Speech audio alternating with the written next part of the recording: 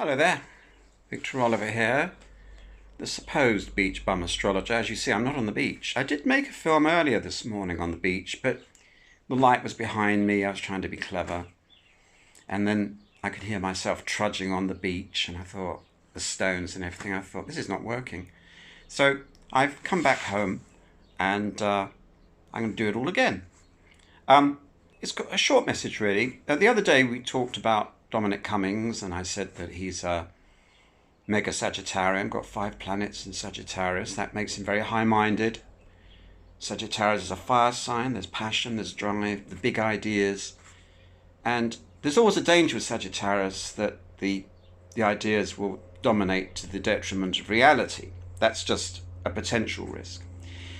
But then I was thinking, well, who's Dominic Cummings' great ally in politics? Step forward, Michael Gove, who's the Chancellor of the something or other of Lancaster, whatever it is, who cares? Nobody knows what it is, really. It's just basically that he's about number 3 in politics. I think that's right, after Dominic Raab. There's a sort of plethora of Dominics at the moment. But I tell you what's interesting about Michael Gove, aside from any other consideration, is that he's a bit like Dominic Cummings, except that he's not. We say that Dominic Cummings has 5 planets in Sagittarius. Well, Michael Gove has 5 planets in Virgo. And that's quite extraordinary, really, this concentration of energy. Virgo is about the virgin. He's trying to tap his inner virgin all his life. Well, most Virgos are, actually, in the sense that they want to perfect things. That's why they make great critics, great reviewers, great analysts. They can get on top of an immense amount of detail. And they're not happy until everything looks pristine, in other words, virgin. And that, in essence, is the story of Virgo. There's more to it than that, of course, but look, there's only so much I can do in these beach bum videos, okay? So I'm just getting across to you the headline news. But 5 planets in Virgo, there's no question that he's a Virgo. And what's interesting, too, when you compare the 2 charts, Cummings and Gove, is that they're sort of uncomplimentary in a complementary sort of way. Because if you look at Michael Gove's chart, he has no planets in Sagittarius.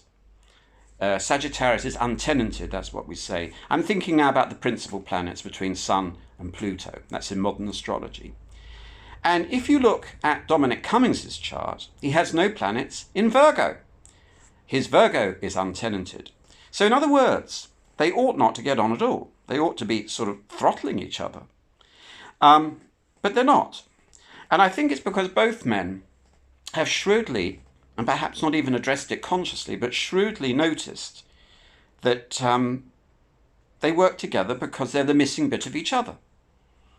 In Dominic Cummings, there may be a problem with reality. He has Saturn opposing his Sagittarius stellium. So reality is always going to be a problem for Dominic Cummings, even though he's very attuned to the zeitgeist, almost like a clairvoyant. But when it comes to practical detail, he's not always thinking about what people want or need, as opposed to what he wants and what he thinks should be imposed upon the world. And to some extent, that's leadership. But he's not a leader. He's actually something else. He's like Rasputin. He's a visionary. He won't last very long wherever he is. But he's very effective and very potent. And what does Michael Gove see in Dominic Cummings? Well, he sees the big ideas. I'm not saying that Michael Gove lacks big ideas, but it goes to the heart of Virgo, that they're much better at enabling. And that's not to put Virgo down, because in the end, you need someone to actually say, well, is this plan, is this idea workable? And if it is workable, why is it workable? And what do we need to make it work? So I think Dominic Cummings recognises in Michael Gove that, and Boris Johnson also recognises in Gove, this amazing capacity to get on top of a brief, to look at an idea and ask himself the basic question, is this realistic? How can it be done? And then the 10-point plan, bullet plans, and get the power thing out, put up a display and work out how the thing can actually become reality. Michael Gove's chart, we can't tell about the cardinal points because I don't have a time for Michael Gove. But we do know that his Mars and Neptune are in Scorpio, which suggests, shall we say, hidden passions. Um, all that Virgo is going to come across, Michael Gove's going to come across as a pretty cool character. Cool in the sense of being a little on the cold side. But when you've got Mars and Neptune in Scorpio, that suggests some heat in the chart. And it opposes the moon, which suggests to me that this is a guy who, because of the Virgo concentration, maybe doesn't always fully display his feelings. But those feelings have to come out rather like lava. Got to spew out in the end. But with moon opposing, it's possible that one of the problems he has is in how does he display this feeling without it looking a bit strange.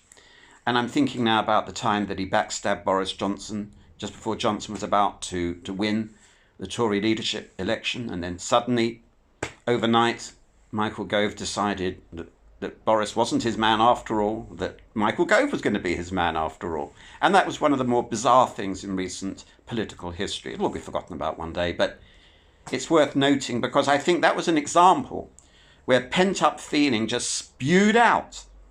He didn't give much thought to the consequences, not really.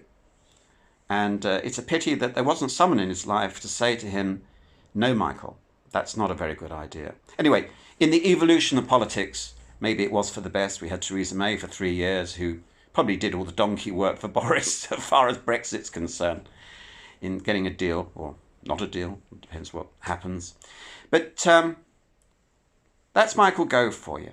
And I thought that I was very interested, this strange jigsaw puzzle between Cummings and Gove, and how they, in a funny, peculiar, almost kinky way, they complement each other.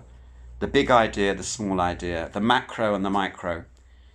In the end, every visionary has to have an enabler. That's not to say, of course, that every vision should be enabled. That's another matter. And perhaps I'll address that theme on another occasion. Sorry I'm not on the beach today. I will be going on the beach later when a friend turns up and we're going to go for a stroll as the tide goes out, and then we're going to picnic in a park. And my God, when do I ever work? I mean, my life just seems too good. But, you know, I have my struggles too. Lovely to see you in my kind of metaphorical way, and I wish you well. Thank you for listening.